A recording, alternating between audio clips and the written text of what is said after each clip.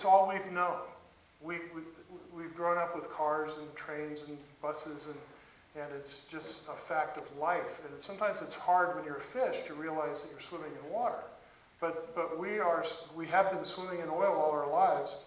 And peak oil refers to the point at which you kind of get to the top of the mountain in terms of production and you can't produce any more. Doesn't mean you run out, but it means you can't produce any more. And that may be a good thing under certain circumstances, because obviously using a lot of oil is contributing to climate change. But our entire society is based on cheap fossil fuels. Everything we take for granted is because of that. So this is a big deal.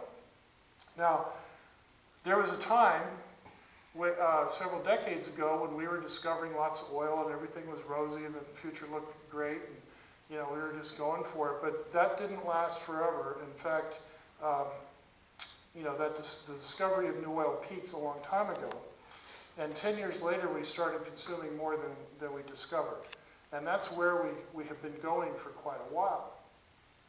There's M. King Hubbert was a geologist in the oil industry back in the 50s, and he predicted that this would happen in the U.S.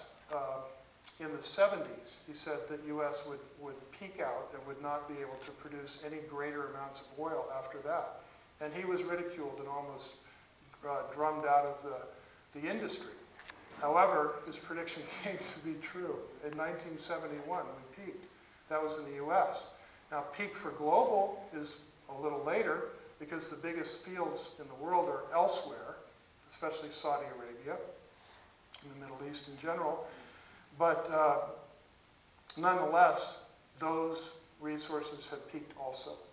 Most experts, even in the oil industry now, agree that we've probably reached peak oil on a global scale somewhere in the first decade of this century.